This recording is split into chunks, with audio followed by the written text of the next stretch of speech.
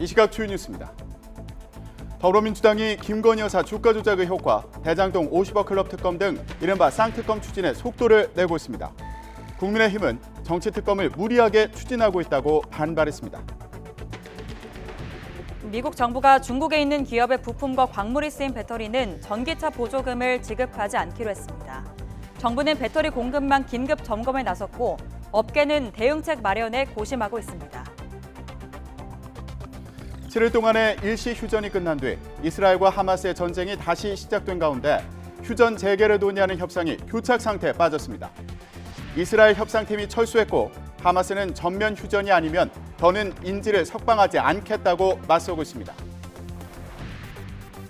독일 남부와 유럽 중부 지역이 폭설로 교통이 마비되고 정전이 되는 등 몸살을 앓고 있습니다. 독일 미넨공항은 폭설로 폐쇄돼 한국인 수십 명을 포함한 승객 수백 명이 공항에 고립됐습니다. 시청자 여러분 안녕하십니까? 굿모닝 YTN 3부 시작합니다. 오늘 첫 소식은 정치권 상황으로 시작하겠습니다. 내년도 예산안 법정 처리 시한이 어제까지였는데요. 여야가 협상의 난항을 겪으면서 3년 연속 시한을 지키지 못하게 됐습니다.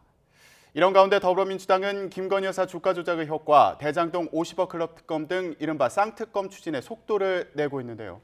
국민의힘은 상습 탄핵에 이어 정치 특검을 무리하게 추진하고 있다고 반발하면서 연말 전국은 더 얼어붙을 것으로 보입니다. 이준엽 기자가 보도합니다. 지난달 민주당의 발의를 시작으로 이어진 탄핵 정국은 이동관 전 방송통신위원장의 자진 사퇴와 검사 2명 탄핵안 통과로 막을 내렸습니다. 이제 민주당은 대장동 50억 클럽과 김건희 여사의 도이치모터스 주가 조작 연루 의혹에 대한 이른바 쌍특검법 카드를 만지작거리고 있습니다. 김건희 여사 특검법과 대장동 50억 특검법은 만약 이거를 대통령이 거부한다면 저는 국민적 저항 사태를 불러올 수 있다고 봅니다. 특히 최근 불거진 김건희 여사의 명품 가방 수수 의혹을 고리로 특검법의 필요성을 강조하고 나섰습니다. 대통령실이 김 여사와 관련돼 제기되는 의혹들에 선택적으로 침묵하고 있다며 소명의 소극적인 태도를 부각한 겁니다. 득달같이 달려들어 고소 고발을 남발하던 대통령실이 왜 김건희 여사의 명품백 수수 의혹에 대해서는 침묵하고 있습니까?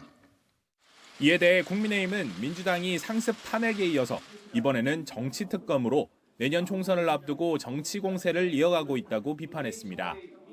대장동 50억 클럽 특검은 민주당 이재명 대표의 대장동 재판에 대한 물타기 성격이 강한 데다 도이치모터스 주가 조작 사건은 이미 문재인 정부 시절 2년 넘는 검찰의 수사에도 혐의점을 발견하지 못한 사안이라며 특검 추진은 정치적 술수라 지적했습니다.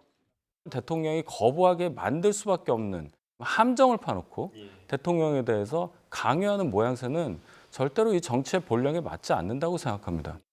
그러면서 김진표 국회의장을 향해서도 양심에 따라 특검법 상정을 막아달라고 촉구했습니다. 정치 탄핵을 받아준 김 의장이 이번에도 국회의장 본연의 역할에 충실하지 않는다면 김 의장은 헌정사 최악의 국회의장으로 기록될 것입니다. 신속 처리한 건 패스트트랙으로 지정된 쌍특검법은 국회법에 따라 오는 22일 이후 열리는 첫 본회의에 자동 상정됩니다.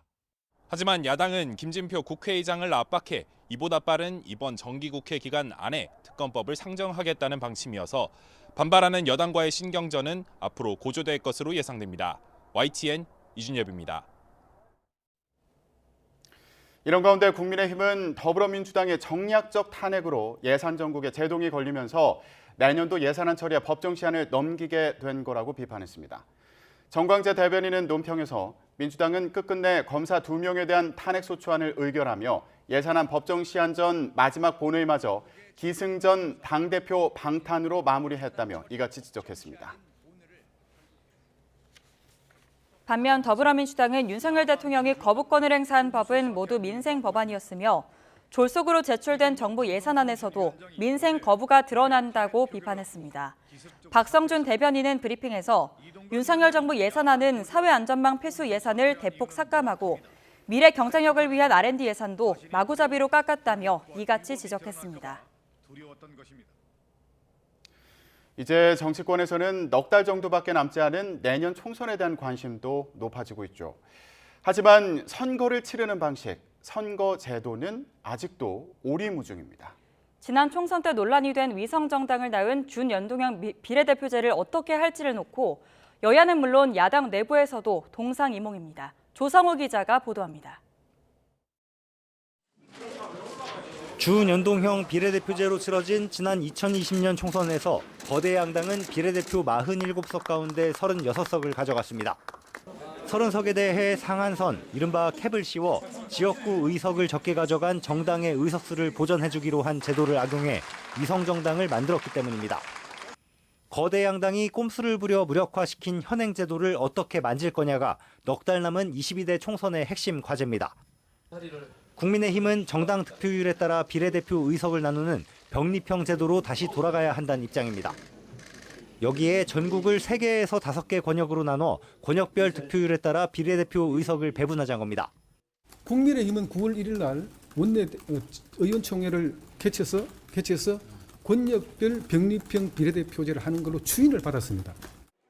그러면서 기존대로 선거를 치른다면 위성정당을 다시 한번 만들 수밖에 없다며 선거제 개편 압박 수위를 높이고 있습니다.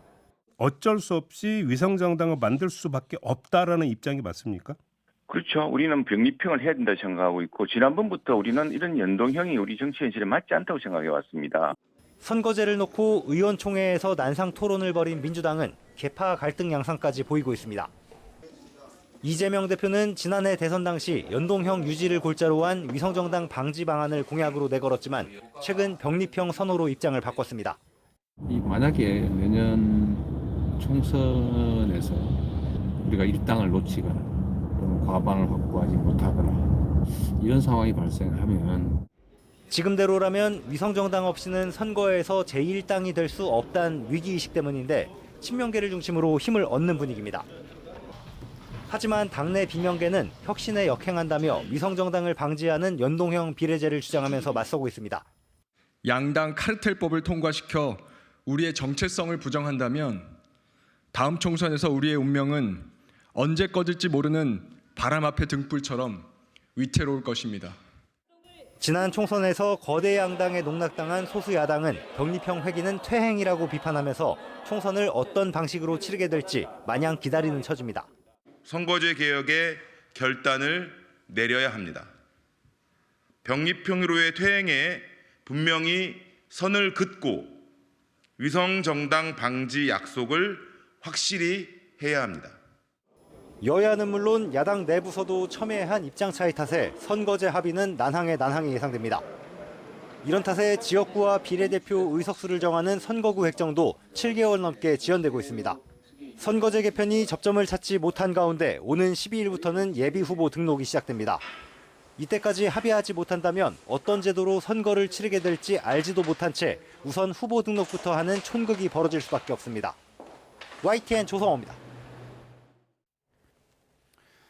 미국 정부가 인플레이션 감축법의 요건을 더 강화하면서 중국에 있는 기업의 부품과 광물이 쓰인 배터리는 전기차 보조금을 지급하지 않기로 했습니다.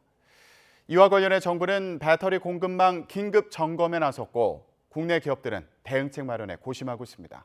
이승윤 기자가 전해드립니다. 미국 정부가 중국 자본 지분율이 25% 이상인 합작 법인을 인플레이션 감축법 보조금 지급 대상에서 제외하자 내심 중국 합작 법인 지분율 제한 범위가 그 이상 되기를 희망했던 국내 배터리 업계는 아쉽다는 반응입니다. 미국 수출 우회로를 찾으려는 중국 기업과 안정적인 원료 공급처가 필요한 우리 기업의 이해관계가 맞아 한중 합작회사 설립이 활발했기 때문입니다. LG화학은 화유코발트와 배터리 전구체 공장을 짓고 화유그룹과 모로코에 양극재 공장을 지어 북미에 공급하는 포괄적 업무 협약을 체결했습니다. LG에너지솔루션도 중국 야화와 수선화 리튬을 생산하는 MOU를 맺었고 화유코발트와는 배터리 리사이클 합작 법인을 세우기로 했습니다. SK온과 에코프로는 중국 거린메이와 전구체 생산을 위한 3자 합작 법인을 설립한다는 계획이며 포스코홀딩스와 포스코퓨처엠은 중국 CNGR과 2차 전지용 니켈과 전구체 생산 공장을 짓는 합작 투자 계약을 체결했습니다. 산업통상자원부는 민관 합동대응 회의를 열어 배터리 공급망 긴급 점검에 나섰습니다. 배터리 업계는 한중 합작법인의 지분 비율을 조정하는 방안 등을 검토 중입니다.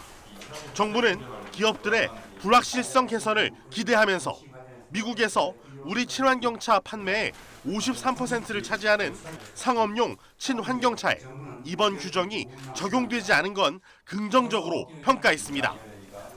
중국 여전도가 높은 그런 공급망을 조금 자립화해서 배터리 산업의 경쟁력을 한 단계 좀 높이는 계기로 삼아야 될 것 같습니다. 흑연을 사용하지 않는 리튬 메탈 배터리도 본격 개발할 예정입니다. 우리 기업들은 미국 완성차 기업과의 중장기 계약을 통해 향후 미국 내 배터리셀 생산량의 50% 이상을 확보한 상태. 업계의 대체적인 반응은 혹시나 기대를 해봤는데 역시나 우려했던 반응이 나왔다는 겁니다. 정부는 내년 초까지로 잡혀있는 의견 수렴 기간 동안에 산업계 의견을 취합해서 미국 측과 협의를 이어나간다는 계획입니다. YTN 이승윤입니다. 내년 경제 전망은 어떨까요? 수출 회복세에도 전망은 어둡기만 합니다. 한국은행은 2%대 성장률을 전망했지만 이마저도 대외 변수에 따라서 1%대로 무너질 수 있다는 여지를 남겼습니다. 이형원 기자입니다. 한국은행이 내다본 내년 우리 경제의 성장률은 2.1%입니다. 지난 2월만 해도 2.4%였는데 5월과 8월에 이어 이번까지 3차례 연속 낮춘 겁니다. 국제통화기금과 한국개발연구원 등 국내외 기관 전망치보다 낮습니다. 특히 경제협력개발기구 OECD가 최근 내년 성장률을 상향 조정한 것과도 상반됩니다. 저희의 교육 대상국인 미국과 중국에 대한 성장률 예측이 저희보다 0.1% 정도의 차이가 높더라고요. 그래서 저희 기본적으로 OECD가 저희보다는 우리 수출이 더 나아질 거로 보는 것 같습니다. 실제로 수출은 반도체가 16개월 만에 반등하며 회복됩니다. 한은도 수출이 개선되고 있다며 하반기에 경기가 나아진다는 상저하고 전망은 유지했습니다. 그런데도 내년을 어둡게 본 건 좀처럼 살아나지 않는 내수 때문입니다. 고물가 고금리에 서민 지갑이 닫히면서 소비가 쪼그라들고 있는 겁니다. 여기에 지정학적 갈등마저 더 커진다면 내년 성장률은 1%대까지 추락할 수 있다는 게 한은 전망입니다. 우리나라 전후 경험하지 못한 내년까지 1% 성장한다면 최악의 경제 상황이 내년에 시작될 수 있어서 아마 이제 취약계층, 서민층들의 어려움이 더 가중될 것으로. 이런 상황이 결국 내년 기준금리 인하 명분이 될 거라는 의견이 지배적입니다. 한은은 일단 인하를 고려해 보려면 2% 물가 목표치에 수렴해야 한다는 입장인데 이 시기를 내년 말이나 내후년으로 제시했습니다. YTN 이영훈입니다. 국내 주유소 휘발유와 경유 판매 가격이 8주 연속 하락했습니다. 한국석유공사 유가정보 시스템 오피넷에 따르면 11월 다섯째 주 전국 주유소 휘발유 판매가가 직전주 대비 18.9원 내린 리터당 평균 1,641.2원이었습니다. 경유 판매 가격은 직전주보다 22.8원 내려서 평균 1,585원을 기록했습니다. 우리 첫 군사 정찰 위성이 발사에 성공해 국내외 교신까지 마쳤습니다. 이번 위성은 북한 미사일 도발을 탐지한 뒤에 파괴하는 킬체인 체계 완성을 위한 커다란 한 발짝이란 의미가 있는데요. 이번 발사를 시작으로 2025년이면 시스템을 완성할 수 있을 거라는 기대 섞인 전망이 나오고 있습니다. 전문가 얘기를 직접 들어보겠습니다.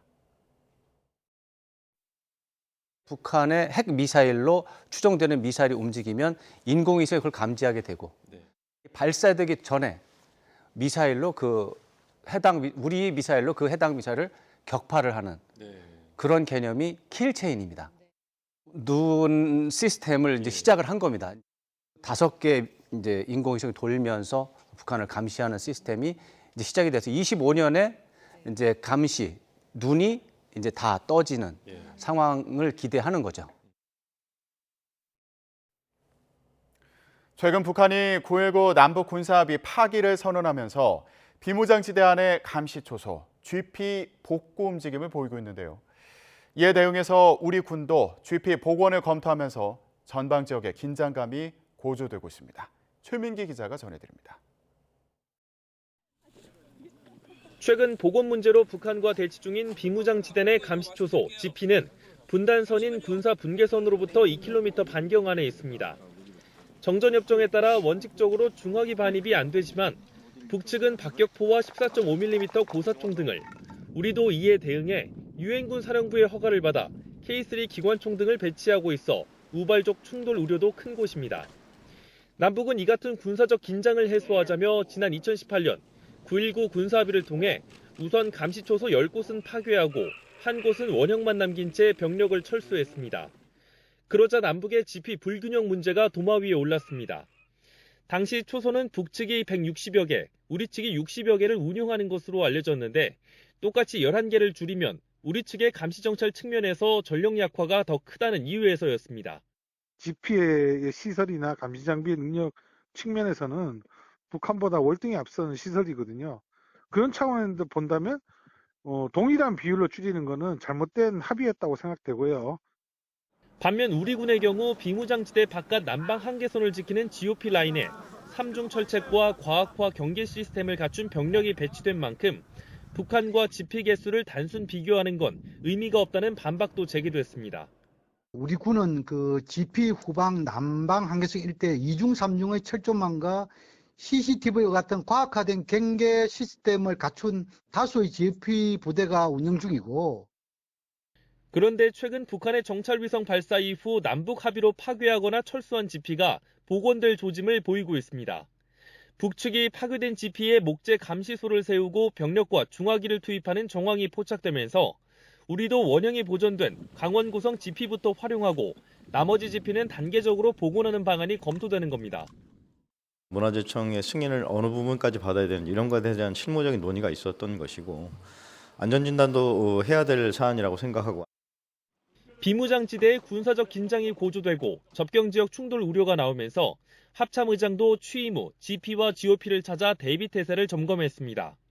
군은 GP 복원 검토와 별개로 무인전투체계의 최전방 배치를 통해 오는 2026년까지 전체 GOP를 인공지능 기반 경계 시스템으로 구축할 계획입니다.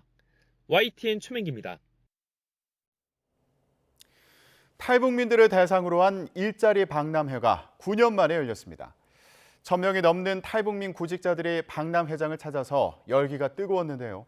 최두희 기자가 다녀왔습니다. 박람회장이 오전부터 사람들로 북적이고 부스엔 긴 줄이 이어졌습니다. 지난 2014년 이후 9년 만에 탈북민들을 대상으로 열린 일자리 박람회에 탈북민 1000여 명이 몰린 겁니다. 저는 무엇보다 이번 행사가 북한 이탈 주민에 대한 차별과 편견을 없애는 건전한 사회 문화 조성의 계기가 되었으면 합니다. 141개 기업과 정부기관, 공공기관들이 박람회에 참가했고 탈북민을 대상으로 면접 상담을 진행했습니다. 메이크업과 네일아트 직업을 체험해 볼 수 있는 직업 체험관은 물론 이력서용 증명사진을 무료로 촬영해주는 부대 행사관까지 다채롭게 마련됐습니다. 이미 탈북민을 채용해 본 적이 있는 기업들도 이번 박람회에 참가해 우수인재 채용 의지를 내비쳤습니다. 우리 탈북민들에 대해서 굉장히 관심이 많았는데 한번 우리가 코로나 전에 채용해서 쓴 적이 있었어요. 근데 상당히 좀 어려움을 겪어서 그러는지 저돌적이고 일을 잘해요. 저희가 이미 프레시 매니저 중에 북한 이탈 주민이 있으셔가지고 많이 이제 겪고 있었고 사실 소통만 중요하다 보니까 다른 점은 딱히 없는 것 같고 좀 더 이제 신중하고 오래 일하실 자리를 찾고 계신 것 같습니다. 박람회장을 찾은 탈북민들의 연령대는 젊은 학생부터 고령자까지 다양했는데 원하는 회사의 부스를 찾아가 채용 담당자와 상담하는 표정엔 설렘과 진지함이 묻어났습니다. 박람회장에서 만난 탈북민은 굳은 일도 마다하지 않겠다며 구직에 대한 강한 의욕을 숨기지 않았습니다. 위해서 우리 탈북민들은 남한에 와서 사회정착이 힘든 것만은 사실입니다. 그 심리를 알고 아마 정부에서 우리 탈북민을 위해서 이렇게 좋은 행사를 해주셔서 너무나 기쁘고 감사합니다. 행사를 주관한 통일부는 이번 행사를 계기로 앞으로 직종별, 대상별, 지역별로 구분한 박람회를 개최하는 문제를 검토하기로 했습니다. 탈북민을 위한 일자리 박람회에서 탈북민들은 새 출발의 디딤돌을 마련했고 기업들은 새로운 인재 발굴에 기회를 찾았습니다. YTN 최두입니다.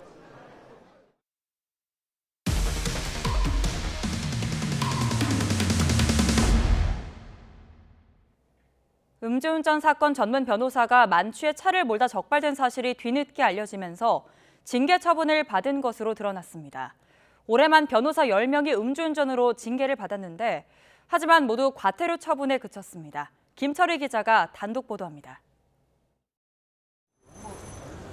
지난 2020년 변호사 A씨는 만취 상태로 운전대를 잡았다가 경찰의 음주 단속에 적발됐습니다. 당시 A씨의 혈중 알코올 농도는 0.1%를 넘는 면허 취소 수준이었고 법원에서 벌금형 약식 명령도 받았습니다. YTN 취재 결과 A씨는 음주운전 사건에 누구보다 능통한 전문가였습니다.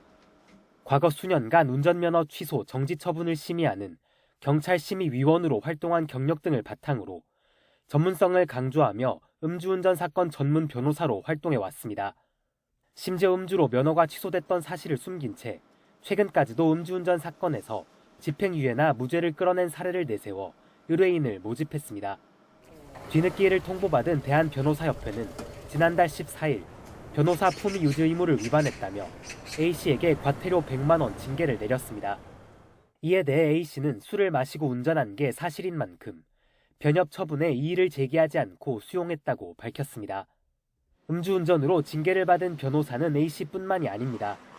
올해만 변호사 10명이 음주운전으로 징계를 받았는데 징계 수위는 과태료 100만 원에서 300만 원 수준이었습니다.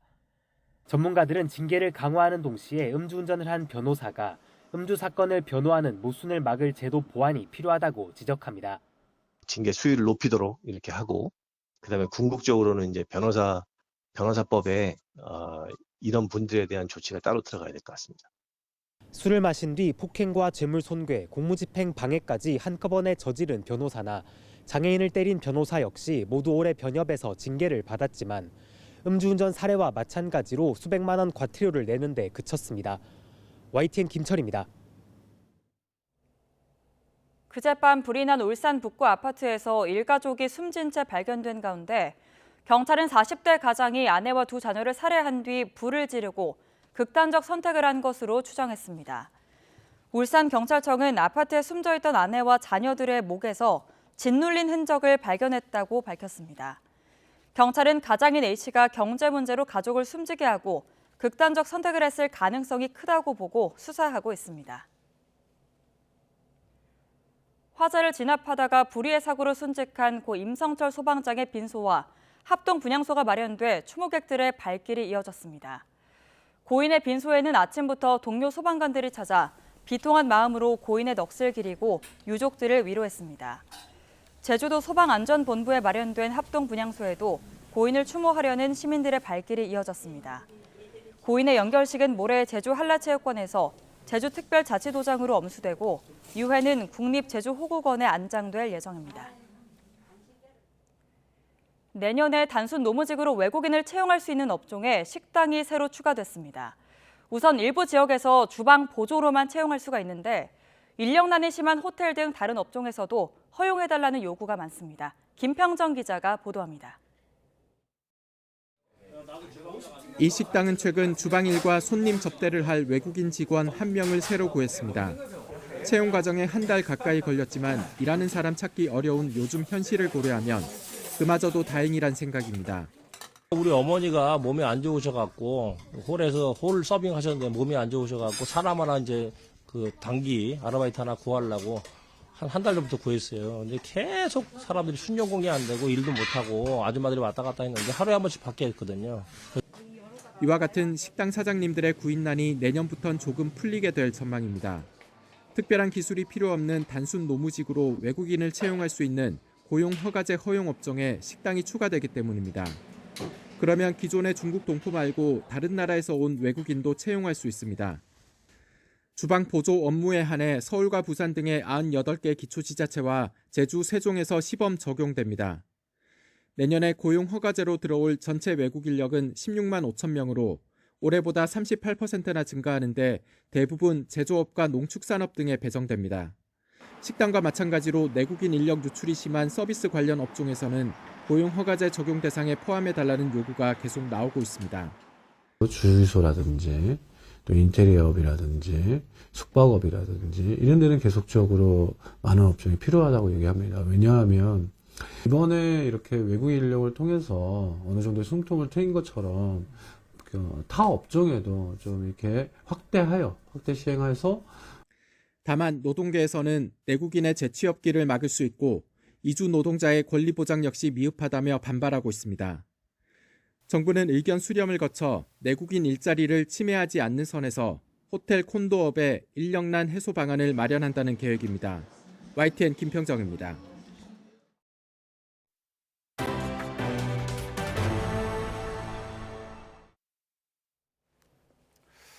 네, 필리핀 남부에서 현지 시간 2일 강진이 발생한 가운데 현지 당국이 이 강진이 파괴적인 쓰나미를 유발할 가능성이 있다며 해안 지역 주민들에게 대피하라고 경고했습니다. 필리핀 화산 지진학 연구소는 파괴적인 쓰나미가 예상된다며 파도 높이가 생명을 위협할 수 있다고 밝혔습니다. 유럽 지중해 지진센터에 따르면 이일 밤 10시 30분쯤 필리핀 남부 민다나오 섬 인근 해저에서 규모 7.6의 지진이 발생했는데요. 진원 깊이는 32km로 파악됐습니다. 7일 동안의 일시 휴전이 끝난 뒤 이스라엘과 하마스의 전쟁이 다시 시작된 가운데 휴전 재개를 논의하는 협상이 교착 상태에 빠졌습니다. 이스라엘은 협상팀 철수를 결정했고 하마스는 전면 휴전이 아니면 더는 인질을 석방하지 않겠다고 맞서고 있습니다. 황보연 기자가 전해드립니다. 7일 동안의 짧은 평화가 찾아왔던 가자 지구. 현지 시간 1일 아침부터 전쟁이 재개되면서 다시 포성과 화염에 휩싸였습니다. 이스라엘이 공개한 영상에는 거리에서 격렬한 총격전을 벌이는 군인들의 모습이 담겼습니다. 전투기에서 발사된 미사일은 하마스 관련 건물과 터널 등으로 추정되는 곳을 정밀 타격하고 지원에 나선 해군은 바다에서 육지로 포탄을 쏟아냅니다. 하마스는 이스라엘 탱크를 겨냥한 드론 공격 장면을 담은 영상을 공개했습니다. 치열한 정보전도 다시 불붙은 겁니다. 전쟁 재개의 책임은 서로에게 떠넘겼습니다. حماس رفضت الإفراج عن المزيد من النساء الإسرائيليات المختطفات والأطفال المختطفين خلافا لتعهداتها للوسطاء. لهذا القرار وهو يحيى سنوار. جرى طرح أكثر من فكرة من قبل الوسطاء. نحن تجاوبنا مع 3 أفكار منها ورغم ذلك الإسرائيلي كان يقول لا في كل مرة. 가자 남부 칸 유니스에서만 50곳을 타격하는 등 가자 전역에서 400곳을 공격했다고 이스라엘은 밝혔습니다. 하마스가 통치하는 가자 지구 보건부는 전쟁 재개 이후 193명이 숨져 전체 사망자가 15,200명을 넘어섰다고 주장했습니다. 휴전을 다시 끌어내기 위한 협상은 중대한 고비를 맞고 있습니다. 이스라엘 현지 매체는 이스라엘 정보기관 모사드가 중재국 카타르와 진행 중이던 휴전 관련 논의를 중단했다고 보도했습니다. 이스라엘 총리실은 하마스가 석방 의무를 이행하지 않아 협상이 교착 상태에 빠졌고 네타냐후 총리는 협상팀의 귀국을 지시했다고 밝혔습니다. Butcher our children, behead, burn families alive, machine gun and massacre the young people attending the open-air music festival. This is Hamas. 하마스는 전면적인 휴전과 모든 팔레스타인 수감자의 석방이 이루어지지 않는다면 더 이상 인질을 풀어주지 않겠다며 날을 세웠습니다. YTN 황보연입니다. 미국은 이스라엘과 하마스의 전쟁이 끝나면 가자 지구를 안정화하기 위해 재건과 안보 확립, 거버넌스 강화 등 3개 분야를 중점적으로 추진하겠다고 밝혔습니다. 카멀라 해리스 미국 부통령은 아랍에미리트 두바이에서 가진 기자회견에서 우리는 항구적 평화를 구축하기 위한 노력에 속도를 내야 하며 이 3개 분야에서 진전이 중요하다고 강조했습니다. 독일 남부와 유럽 중부 지역에 폭설이 내리면서 교통이 마비되고 정전이 되는 등 몸살을 앓고 있습니다. 독일 뮌헨 공항은 폭설로 폐쇄돼서 한국인 수십 명을 포함한 승객 수백 명이 공항에 고립됐습니다. 이종수 기자가 전해드립니다. 독일 뮌헨 공항 활주로가 눈밭으로 변했습니다. 비행기들도 옴짝달싹 할 수 없습니다. 뮌헨 공항이 폭설로 폐쇄됐습니다. 760편 운항도 취소됐고 한국인 수십 명 등 승객 수백 명이 공항에 발이 묶였습니다. They have told us to wait up to 12 o'clock. I was here since 5 p.m. in the morning at dawn, and it's too much stress with 3 children. Alles ist geschlossen, online geht nicht. Also, naja, man muss Geduld haben. Also, das Wetter ist wie es ist. Kann man nichts machen. 폭설로 뮌헨과 짤츠부르크 추리 등을 잇는 열차편도 취소됐습니다. 주말 내내 독일 철도 운행에 심각한 차질이 빚어질 것으로 보입니다. 안전 우려로 경기장이 문을 닫아 FC 바이에른 뮌헨과 우니온 베를린의 축구 경기도 취소됐습니다. 스위스 취리히 공항, 오스트리아 서부 인스부르크 공항에서도 항공편 운항이 제한됐고 체코 프라하 지역 등지에선 많은 눈으로 비상사태가 선포되는 등 유럽 중부도 폭설로 교통이 마비되고 정전 사태가 빚어졌습니다. 영국도 스코틀랜드 글래스고 공항이 예상보다 많은 눈이 내려 몇 시간 문을 닫았었고 잉글랜드 북서부 등지에는 눈과 얼음 관련 황색 기상경보가 내려졌습니다. YTN 이종수입니다. 미국 캘리포니아의 한 도시에서 인구 비중이 1%도 채 안 되는 우리 동포들이 대규모 봉사활동을 펼치면서 지역사회 환경 개선에 앞장서고 있습니다. 선한 영향력으로 감동을 전하고 동포사회 위상도 높이고 있습니다. 최은미 리포터가 전해드립니다. 벽화 그리기에 나선 사람들. 섬세한 손길이 모여 제법 근사한 작품이 탄생합니다. 단조롭고 칙칙했던 초등학교 생활체육 공간이 다양한 색감으로 활기를 찾았습니다. This opportunity, we can spread the love and positivity to the Milpitas community. And yeah, I really feel happy that we can do this. 미국 사회 살면서 이렇게 누군가를 위해서 이렇게 발렌티어로 참여하는 이런 기회를 찾기가 좀 쉽지가 않은데 이렇게 좀 한인 사회에서 이렇게 지역 사회를 위해서 봉사하는 이런 마음을 갖고 전체 인구 8만여 명, 그중 한인은 600명 남짓인 작은 도시 밀피타스에서 한인 비영리 단체가 올해 처음으로 연 봉사의 날 행사입니다. 초등학교 벽화 그리기부터 지역 공원 청소, 소방서 외벽 도색 작업 등 도시 환경을 개선하기 위한 다양한 봉사활동이 펼쳐졌습니다. 한인 동포들이 직접 현지 관공서 등에 연락해 필요한 작업들을 수련했습니다. 시장님도 만났고 또 소방서, 경찰서 그분들도 만나서 하려는 취지를 말씀드리고 그분들의 협조도 받고 지역사회를 도울 수 있다는 소식에 우리 동포들은 물론 중국계 미국인 등 무려 350여 명이 봉사 현장을 찾았고 돌아다니는 분도 청소한다 그러니까 고맙다고 뭐 인사도 해주고 그래서 저희도 사실 내심 뿌듯함을 느끼고 있습니다. 지역 주요 인사들도 참석해 한인 사회에 감사 인사를 전했습니다. So, and when I see the list of places which they are going to go clean up and work on for the city, it helps the community. The government cannot do everything.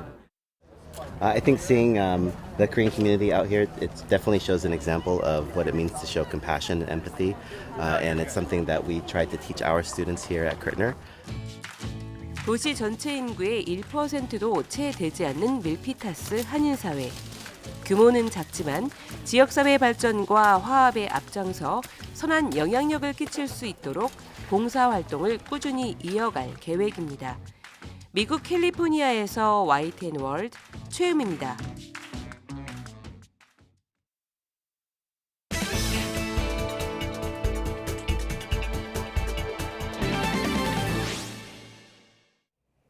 동전 크기 정도로 머리카락이 갑자기 빠지는 원형 탈모는 보통 스테로이드 주사를 맞으면 치유되지만 주사를 놓는 간격이나 깊이가 의사에 따라 다르기 때문에 치료 효과가 일정하게 나오지는 않습니다.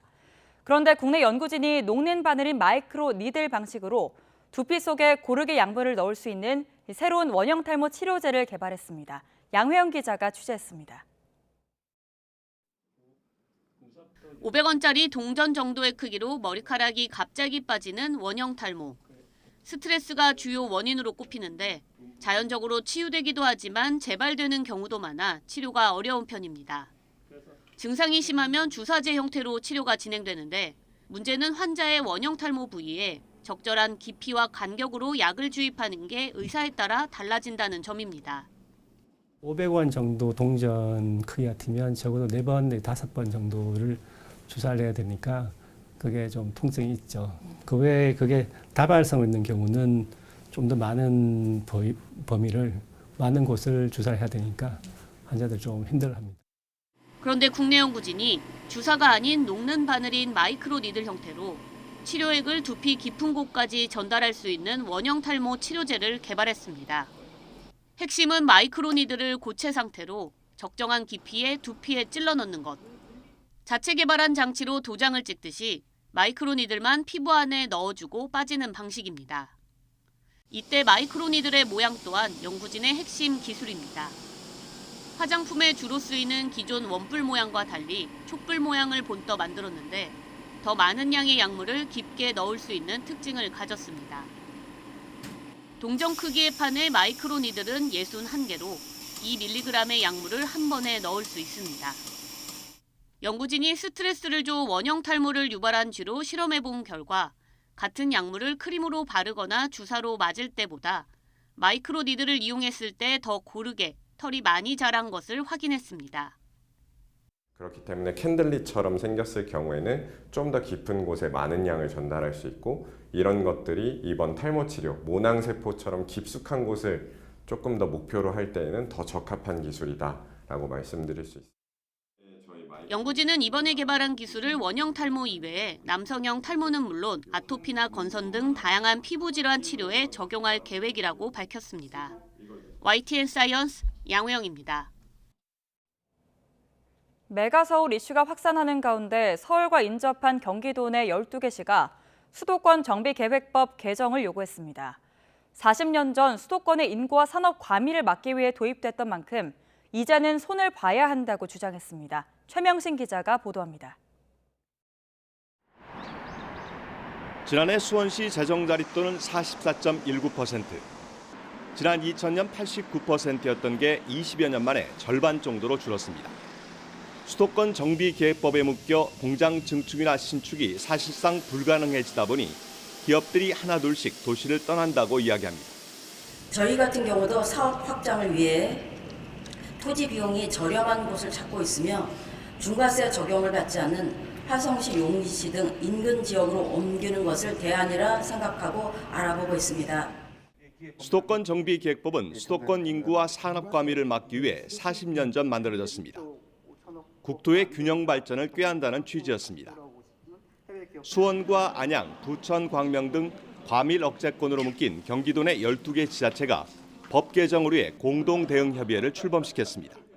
그동안의 불합리한 규제를 철폐하고 현실에 맞는 또 미래지향적인 관점에서 법을 수정 또는 개정할 필요가 있다고 생각했어요. 과밀 억제권 입지 기업에 세배나 조세 부담을 주는 현행 지방세 중과와 공장 총량 제한 폐지 등이 주요 안건입니다. 세상이 변하고 또 시대가 변했으면 거기에 걸맞는 제도와 정책도 변화해야 됩니다. 약간의 세법 균형을 맞추기 위한 협의를 위해서 공동 대응을 하자는 취지입니다. 메가서울 이슈가 여야별로 다른 목소리를 내는 가운데 수도권 정비계획법 개정을 둘러싸곤 뜻을 같이 하고 있습니다. 하지만 정부가 비수도권 지자체들의 반대 등을 이유로 개정에 반대하고 있어 실현 여부는 불투명합니다. YTN 최명신입니다.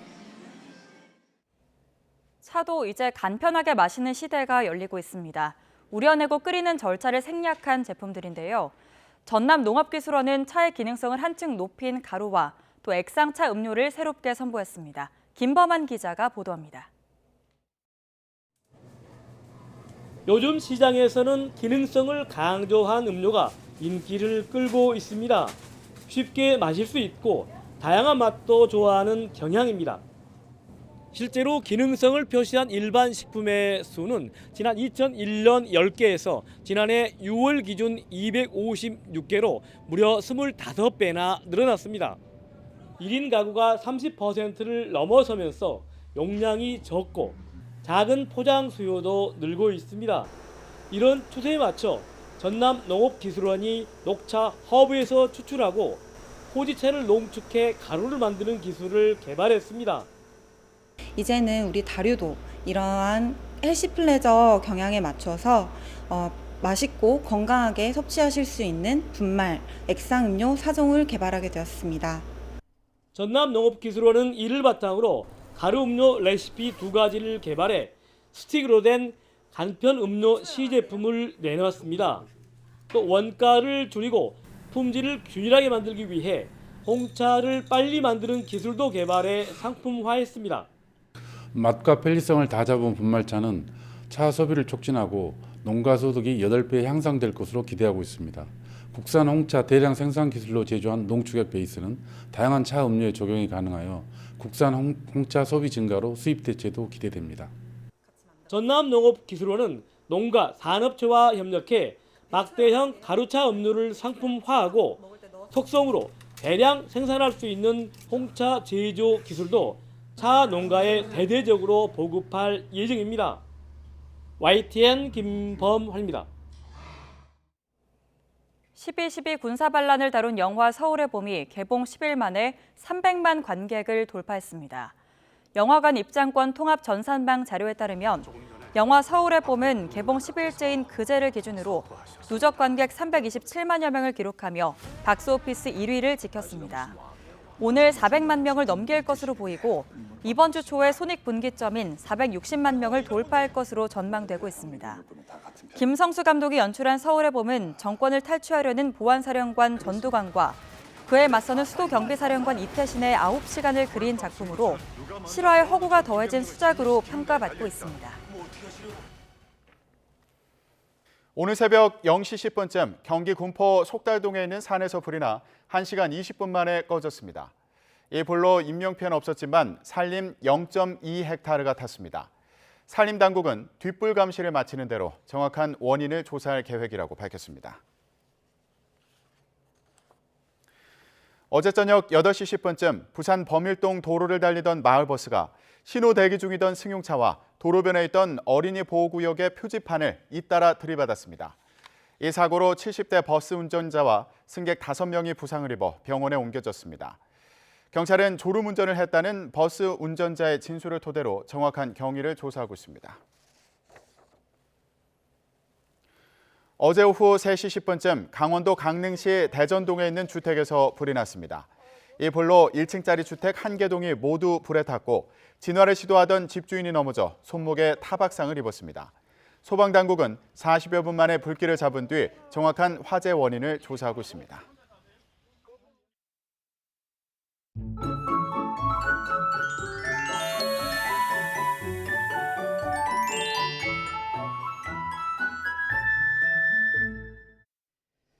오늘도 초겨울 날씨입니다. 현재 서울 기온이 영하 2.8도로 어제보다는 높지만 여전히 영하권입니다. 이 낮 기온은 5도로 어제보다 3도 낮으니까요. 옷차림 따뜻하게 해주시길 바랍니다. 동해안은 건조한 날씨도 이어지고 있습니다. 바람까지 불어서 작은 불씨가 큰 불로 이어질 수 있는 만큼 불조심 해주시길 바랍니다. 오늘 전국이 대체로 맑겠고 서해안과 제주도는 가끔 구름만 많을 것으로 보입니다. 현재 기온 살펴보겠습니다. 춘천이 영하 6.4도, 안동이 0.8도고요. 낮 기온은 서울이 5도, 대전 8도, 부산 12도로 예상됩니다. 이번 주 큰 추위는 없겠고요. 수요일에는 중서부를 중심으로 비 예보 들어있습니다. 날씨였습니다. 굿모닝 YTN 마치겠습니다. 잠시 후 YTN 뉴스와이드가 이어집니다. 함께해 주신 여러분 고맙습니다.